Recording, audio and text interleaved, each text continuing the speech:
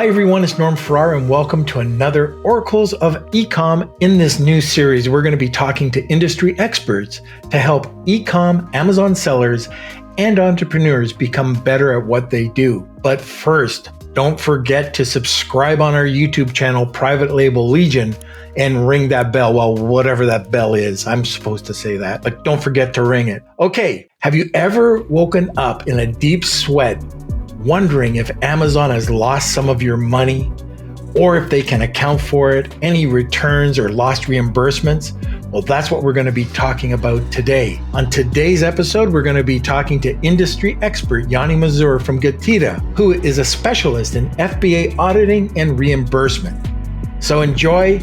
Take it away, Yoni. Thanks. I'm so glad to be here today. My name is Yoni Mazor. I'm the co-founder and chief growth officer of GETIDA. Today's presentation, I'm going to focus and show you how to reconcile an Amazon FBA shipment. It's a really crucial component of auditing your FBA transactions. And if you do it the right way and you owed money, you're going to be able to get reimbursed by Amazon.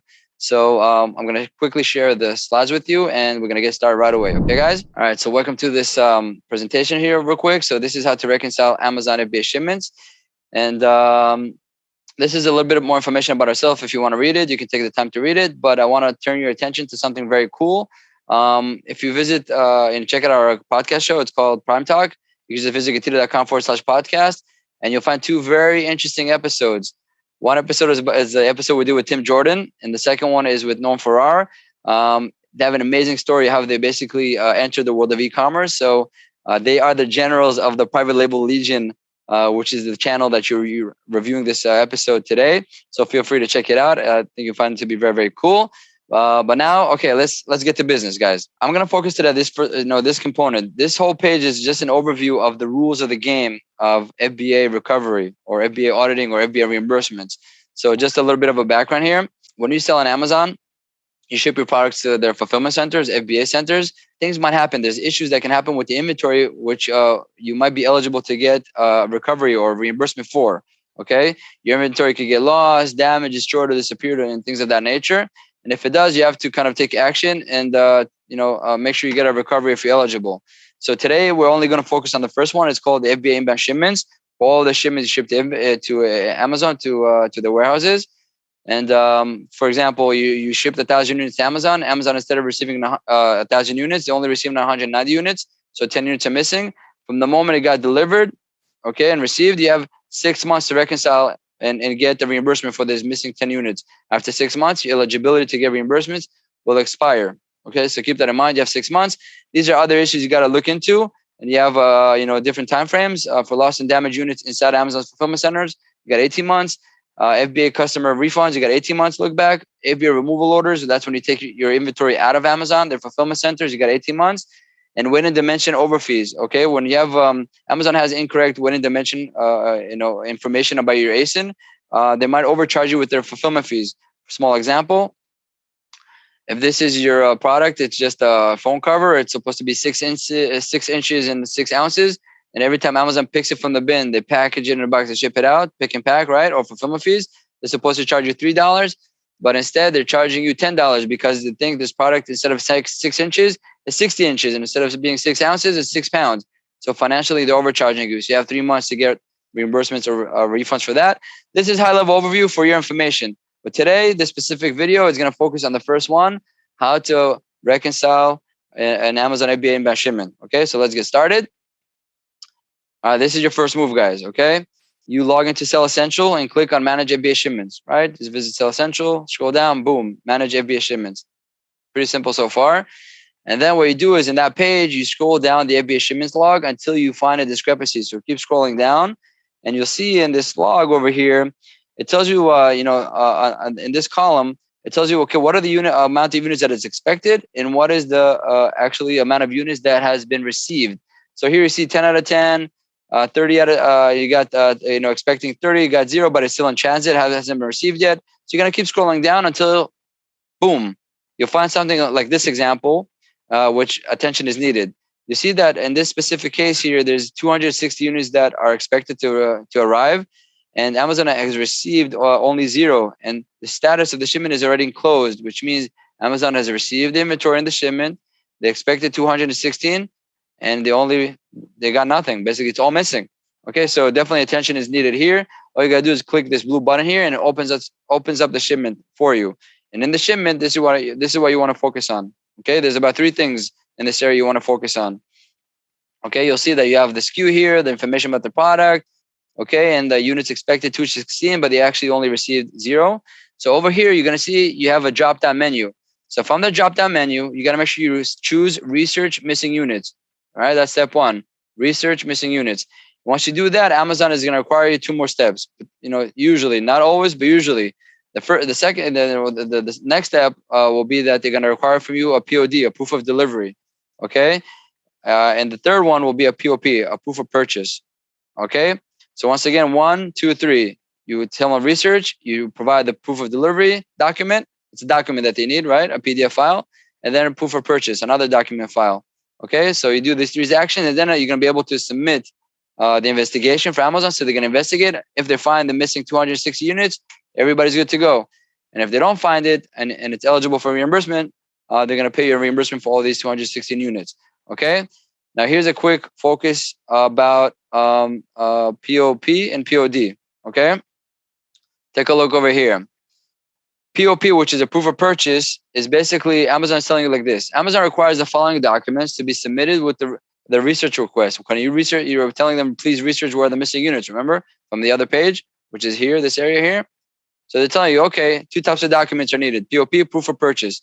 So they call it proof of inventory ownership, which is proof of purchase. Proof of inventory ownership will help identify any potential discrepancies that may have occurred.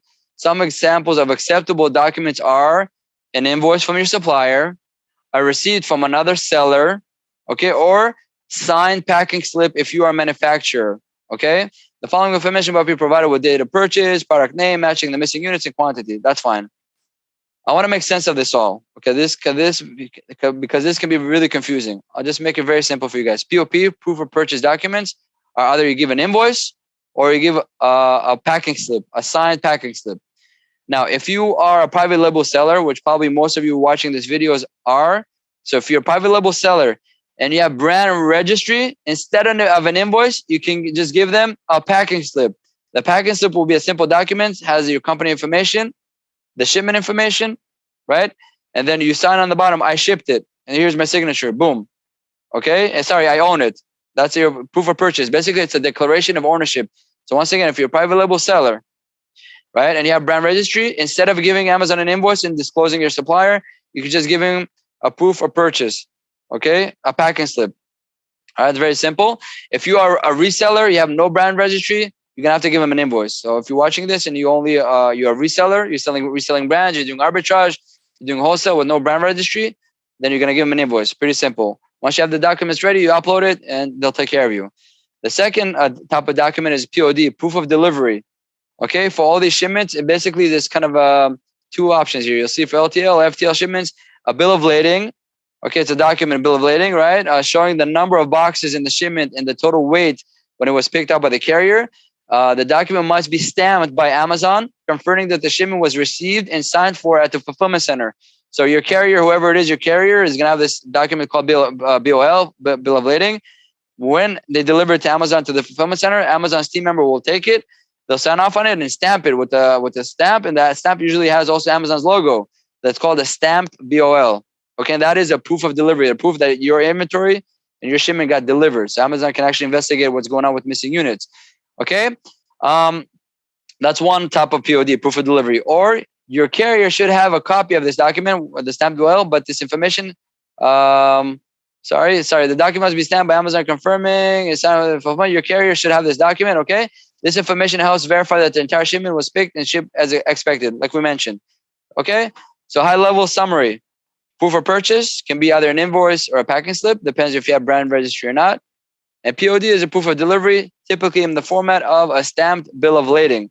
Okay, if there's no stamped bill of lading, your carrier will have a document that they will internally call POD, proof of delivery. So it might be a different type of document name, but same idea. It's a document that Amazon stamps and signs that they got it. Okay, so some of you might have those issues there. Now here's a small tip they're giving you. If you're giving an invoice, if you provide a receipt or an invoice as a proof of inventory ownership, the price you pay for the for the items is not required and may be hidden or obscured. So keep that in mind. So you might be disclosing your suppliers, but you're not disclosing how much you're paying for the. So if you want a little bit of privacy on that, Amazon is okay with that. They're flexible. So keep that in mind. If you are, or if you the only choice of proof of purchase or POP is providing an invoice. Okay, let's move on to the next thing here. So keep in mind that after you provide all the documents, you submit a case, Amazon will pay the reimbursements, and that's how you take care of FBA inbound shipments. Okay, you got to go through your log and kill every single shipment. That is just one thing you have to do with FBA auditing. Just one thing. If you're wondering what else you have to look at for an FBA auditing, have a look. These are more things you got to look into. So today we only kind of did the baby steps of receiving receiving discrepancy when Amazon receives your inventory in the warehouses. Okay. So hopefully that's it. Hopefully this was useful. Now you're gonna be able to take actions and go crush it. Because if you had never heard of this before, you never realized that you have to reconcile and have Amazon research where are the missing units in your inventory and your shipment. Now you know, and now you can take action. And when you take action, you know the differences between POP, proof of purchase, or POD, a proof of delivery, and what's the meaning of each one and how to play this game the right way. So of course, hopefully Amazon will find your missing inventory, but if they don't, they're going to provide you with the reimbursement. They're going to add money into your Amazon Sell Essential account, and that money, these reimbursement money, will then be sent to your bank account. So make sure you take that money and keep growing and investing in your Amazon business. You can have more, use that money for, PPC spend, for sourcing another product, whatever it is. Cash is very helpful when you're selling on Amazon. If you want to stay in touch, you can feel free to reach out to me directly. This is my direct email. It's yonim@getida.com. That's it. Take it back to the private label Legion team. Take care, everybody. Bye-bye. When I was a new seller, I had no idea that I was leaving money on the table until I heard about GETIDA and until I was introduced to Yoni. So thank you so much to you and your team at GETIDA. We really appreciate you clearing up this information for us today. Private Label Legion puts out a ton of free content every week. Don't forget to check out our website, privatelabellegion.com. We also have a great Facebook group and, of course, our YouTube channel. Last thing, smash those like buttons, follow us, subscribe, and most of all, ring that bell. See you next time.